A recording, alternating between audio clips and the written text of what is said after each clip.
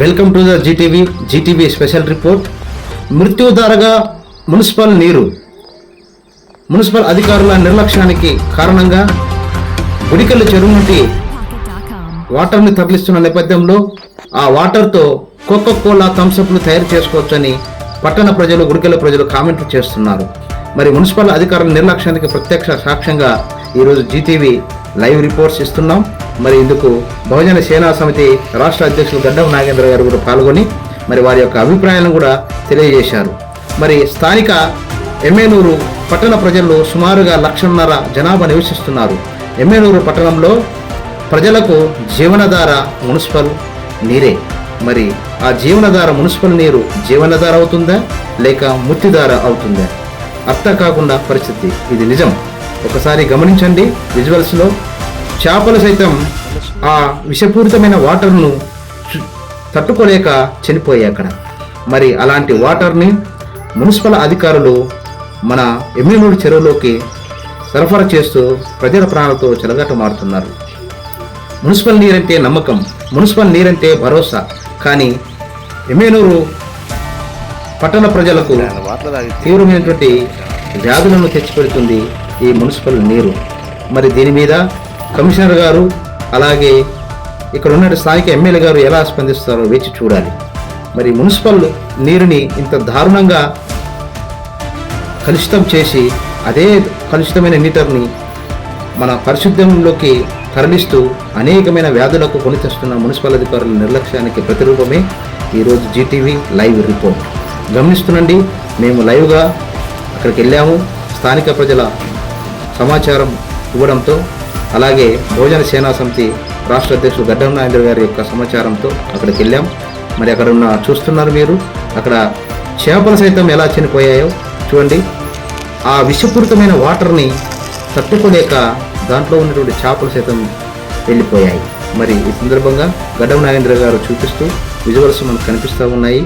మరి ఇక్కడ ఎలాంటి వాటర్ను ప్రజలకు ఇచ్చి ప్రజల ప్రాణాలతో మున్సిపల్ అధికారులు చెలగాటం ఎలా ఆడుతున్నారో ఒకసారి రిపోర్టర్లుగా మీరు కూడా గమనించండి అని ఆయన విజ్ఞప్తి చేయడం జరిగింది. మరి ఆయన మాటల్లో విందాం.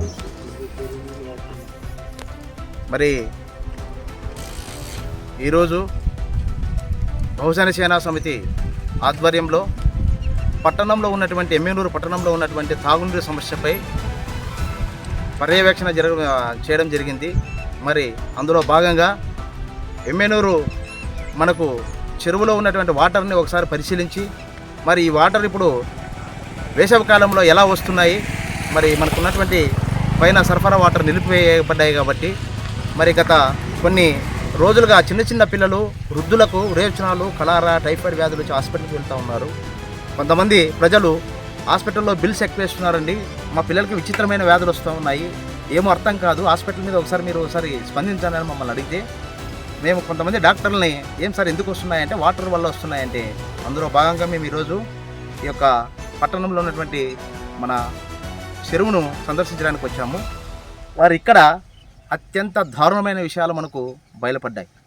మరి ఇక్కడ ఏం జరుగుతూ ఉందంటే గుడికల్ చెరువులో ఉన్నటువంటి విషపూరితమైనటువంటి వాటర్ను ఇక్కడ వాటర్ రావట్లేదని చెప్పి అక్కడ చిన్న పరాన్నజీవులు, చిన్న చేపలు, చాలా పెద్ద చేపలు చనిపోయి దాంట్లో కలుషితమైన వాటరు ఒక కూల్ డ్రింక్ కలర్లో తయారైనాయి. వాటర్ మురికి కంపుగా ఉన్నాయి. డ్రైనేజ్ వాటర్ కంటే దారుణంగా ఉన్నాయి. మరి అలాంటి వాటర్ని సాక్షాత్తు ఇందాక మేము వీడియో ద్వారా మన మిత్రులకు, వినే మిత్రులకు కూడా మేము తెలియజేసాము, చూపించాము కూడా. సో అక్కడ కంప్లీట్గా డైరెక్ట్గా మన ఎమ్మెనూరు వాటర్ సరఫరా చెరువులోకి వదులుతూ ఉన్నారు. మరి దాన్ని పర్యవేక్షణ లోపము ఎంత ఉందనేది స్థానిక ఎమ్మెల్యే గారికి మేము విన్నవించుకుంటున్నాము. అయ్యా గంగారెడ్డి సార్ గారు, మీరు సుదీర్ఘంగా కమిషనర్గా పనిచేస్తూ ఉన్నారు. మేము ఏదైనా ప్రజా సంఘాల తరపున మీ దగ్గరికి వస్తే అత్యంత అద్భుతంగా ఉంది, అక్బర్ కంటే స్వర్ణయుగమైనటువంటి నా పాలన ఇక్కడ నా సమక్షంలో ఎమ్మెనూరులో ఒక్క సమస్య లేదు. డ్రైనేజ్ కానీ, శానిటేషన్స్ కానీ ఏదైనా తీసుకోండి. గంగారెడ్డి పరిపాలన అంటే, గంగారెడ్డి యొక్క యంత్రాంగం అంటే అంత బాగా పనిచేస్తామని మార్నింగ్ 6 మొదలు రాత్రి 11 వరకు పనిచేస్తామని చెప్పి ఆయన మాకు సమాధానాలు ఇవ్వడం జరుగుతూ ఉంది. అనేక ప్రజా సంఘాలకు కూడా సమాధానం ఇవ్వడం జరుగుతూ ఉంది. అయ్యా నేను అడుగుతూ ఉన్నా మిమ్మల్ని, ఇక్కడ ప్రముఖమైన అధికారిగా మీరు ఉన్నారు కదా, ఇక్కడ చెరువులో చిన్న జీవులు, చేపలు చనిపోయి కుళ్ళు కంపు పట్టినటువంటి వాటర్ని ఇక్కడ ఈ మన తాగడానికి వదలడానికి మీకు ఎట్లాంటి నిర్ణయం వచ్చింది, ఎలాంటి హృదయం ఉంది మీకు? అసలు మీరు పర్యవేక్షణ అంటే ఇదేనా? మీరు చెప్పినటువంటి యుగం ఇదేనా? చనిపోయిన కుళ్ళిపోయిన వాటర్ని తీసుకొని వచ్చి ఇక్కడ కలుపుతూ ఉంటే మరి ఈ వాటర్ తాగినటువంటి వాళ్ళకు కలారా, డెంగ్యూ, టైఫాయిడ్, పిల్లలకి విరోచనాలు, వృద్ధులకు విరోచనాలు వచ్చే వ్యాధులు ఉన్నాయి. మరి దీనికి కారణం ఎవరు? ఈ నిర్లక్ష్యానికి కారణం ఎవరు అని నేను సూటిగా ప్రశ్నిస్తున్నా. అదేవిధంగా స్థానిక ఎమ్మెల్యే గారికి కూడా నేను విన్నవించుకుంటున్నా. అయ్యా, ప్రజా సంఘాల తరపున మేము డిమాండ్ చేస్తూ ఉన్నాము, తక్షణమే మీరు ఇక్కడ ఈ ప్రాంతానికి వచ్చి చూడండి, ఇది వాస్తవమా కాదన్నది మీకు కూడా తెలుస్తూ ఉంది.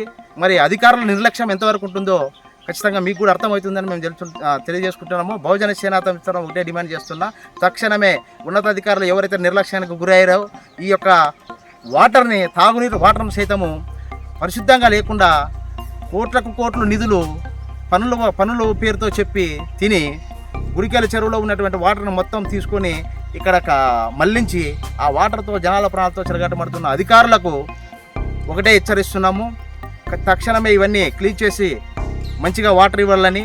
లేని పక్షంలో ప్రజా ఉద్యమాన్ని అందుకుంటాము.